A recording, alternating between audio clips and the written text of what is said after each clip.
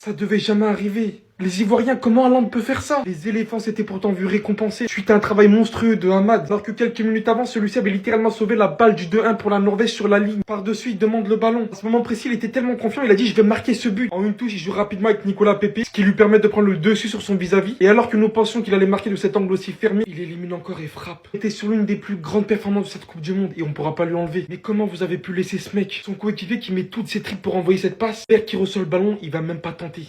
Regardez Yaki tout seul là-bas. Haaland se retrouve tout seul devant les cages. Regardez-moi ce sourire machiavélique. Ce boubou là. Après le but de Noussa, qui qu'on se dise d'ailleurs lui aussi, c'était beaucoup trop. Sa frappe était dotée d'une violence à l'entrée de la surface. Regardez-moi comment il retombe s'il vous plaît, ça se voit à sa posture. Le saut du gardien, le mec a balancé une dinguerie. On va pas se mentir, c'est du beau jeu. Mais franchement, je suis tellement dégoûté pour la Côte d'Ivoire. En revenant au score de cette manière-là, ils avaient tellement fait le plus dur. Malheureusement, ça ne sera pas pour cette fois. La Côte d'Ivoire a encore montré un excellent aspect d'eux. En vrai, je trouve ça assez dommage quand même qu'ils sortent dès maintenant. Mais pour moi, tout de même à ce stade, c'est déjà tout de même une réussite. Une réussite pour le football africain et pour la Côte d'Ivoire. Que de regrets. Tellement de regrets pour la Côte d'Ivoire. Il y avait tellement la place pour aller chercher autre chose. La Côte d'Ivoire qui dans ce match a été longtemps supérieure à cette équipe de la Norvège. La Côte d'Ivoire qui proposait plus de jeux, qui était plus présent. Il y avait un manque de finition en première période. Un manque de précision dans le dernier geste des situations. Au final, ils encaissent un but extraordinaire venu d'un autre monde de la part de Noussa. Faé réagit, fait des changements, ça lui donne raison avec le but d'Amad Diallo. Et puis après ce but, je sais pas ce qui s'est passé. La Côte d'Ivoire a commencé à reculer. Alors qu'ils étaient dans un vrai temps fort. C'était le moment pour aller achever cette équipe de la Norvège. Et je ne sais pas pourquoi la Côte d'Ivoire a reculé de 30 mètres. La Côte d'Ivoire a arrêté de jouer de la même manière que lorsqu'elle courait après le score ou même lorsqu'elle était à 0-0.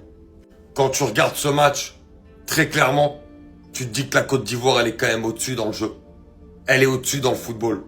Mais malheureusement, dans le foot, ce qui fait la différence, c'est la concrétisation des temps forts. Et malheureusement, cette Côte d'Ivoire, elle n'a pas été capable de le faire. Alors on va essayer de retenir le positif. Cette nation n'était jamais sortie des poules. Là, elle est sortie des poules en finissant devant l'Équateur notamment. Mais quand tu regardes ce match, il y a énormément de regrets à avoir. Énormément. Vous savez pas à quel point cette image, elle me déchire le cœur. On l'a pas vu tout le match. Vous savez comment ça s'appelle? Un renard des surfaces. Et très rapidement comme ça. Pour tous ceux qui pensaient que cette rencontre allait être jouée d'avance, on parle quand même de la Norvège. Quasi invaincue sur les derniers matchs. À part une défaite contre la grande équipe de France et un match nul face à cette équipe du Maroc, première équipe africaine qualifiée. En face, aujourd'hui, c'était les éléphants. Maintenant, je vais vous dire une chose. Je suis frustré, vous savez pourquoi? J'avais l'impression de voir la rencontre de la Côte d'Ivoire face à l'Allemagne. Solide offensivement parlant. Au milieu de terrain, il n'y avait quasiment rien à dire. Solide au niveau des contres. Maintenant, les gars, toujours le même problème qui persiste. La finition. Là où cet homme derrière moi que vous voyez, qui a mis clairement fin à l'espoir de toute une nation. L'homme de Manchester City. Comment il a osé? Alors qu'on l'a pas vu du match. Les gars, c'est ça les grands joueurs. J'avais quasiment oublié qu'il était sur le terrain. A contrario de Martin Odegaard, il a su voir l'opportunité. Il a su avoir la vision de jeu pour venir dans cette rencontre. Mettre fin au suspense et éviter la dure et sans pitié séance des tirs au but. Ich ta balèze, t'es éliminé. Pain, pain, pain. Voilà, la Côte d'Ivoire, à force de trop parler, voilà ce qui arrive. On met pas ces occasions. La Norvège, c'est 2 occasions dans le match, 2 buts par Nousa et Erling Haaland. Mais franchement, les Ivoiriens, c'est comme c'est écrit en haut, c'est cruel pour vous. Vous aurez mérité tellement mieux dans ce match que cette défaite de buts à 1. Vous méritez amplement la qualification. Franchement, j'avais beaucoup d'attentes avec ce match. Mais bon, comme j'avais beaucoup d'attentes pour Allemagne, Paraguay et Maroc, Pays-Bas, au final, c'était des matchs de merde. Bah là aussi, c'était la même chose. Un match où c'était horrible à regarder. Surtout la première mi-temps. La première mi-temps, j'ai cru que j'allais caler un coma.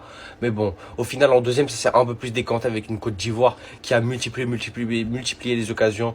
Voilà, c'est rentré avec Amad Diallo, mais c'est pas rentré avec les autres et franchement c'est super dommage. La Norvège retrouvera en 8e de finale le Brésil pour un match franchement qui tiendra toutes ses promesses entre une équipe de Norvège avec ses jeunes cracks, les Nousa et tous les Haaland, bref, et le Brésil qui est franchement en recherche à part Vinicius, c'est pas ouf, mais en tout cas on aura une très belle opposition entre ces deux équipes.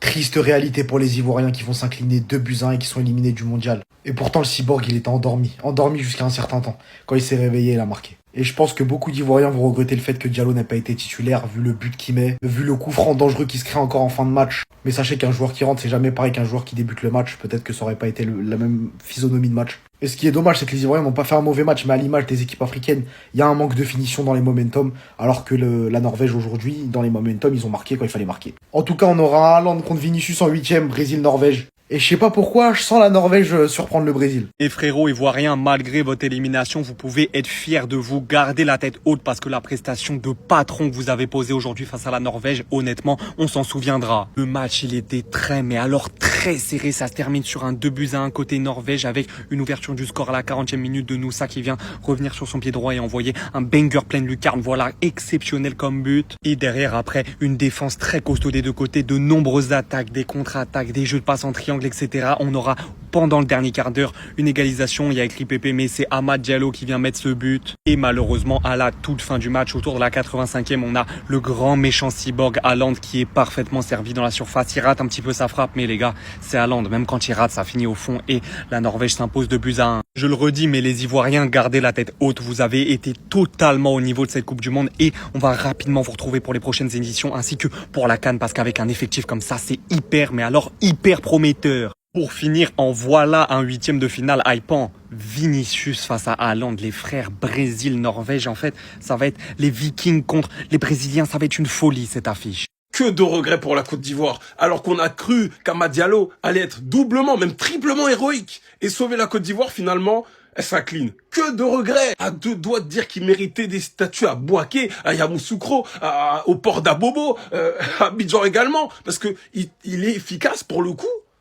Dans la surface côté défensif. En plus, il va te marquer, mais un très beau but, genre, sur une passe de Pépé. Et je suis content qu'il ait été décisif. Parce que ça a été lui le plus percutant. Je suis désolé, le plus dangereux, c'était lui. C'était lui. Dieu mandé, malheureusement, on l'a pas vu du tout. Et à vrai dire, c'est compliqué d'attaquer le coach. C'est compliqué parce que moi, je trouve qu'en fait, le seul truc qu'on peut reprocher à la Côte d'Ivoire en première mi-temps, surtout, c'est de ne pas avoir marqué. Moi, c'est ça mon plus grand regret. Parce qu'en première mi-temps, tu vois une Côte d'Ivoire qui ose, qui va vers l'avant, qui ose des passes tranchantes. T'as Doué et Conan. J'ai kiffé leur match, moi, personnellement, à mon avis. Hein. Donc, moi, c'est mon avis. J'ai aimé leur match. Milieu de terrain, ça pressait. C'était pas parfait niveau synchronisation, mais il y avait de la cohérence. Genre, il y avait vraiment une cohérence. Et la Norvège est venue marquer. Et t'as Noussa qui marque un beau but. Pépé, il peut pas défendre mieux. Hein. Sachant que c'est pas un défenseur. Mais il défend très bien pour moi, mais bon. Noussa, il est trop chaud, les gars. Il est boosté, lui aussi. Il est boosté. Finalement, t'as une Côte d'Ivoire, après avoir égalisé, qui recule un peu.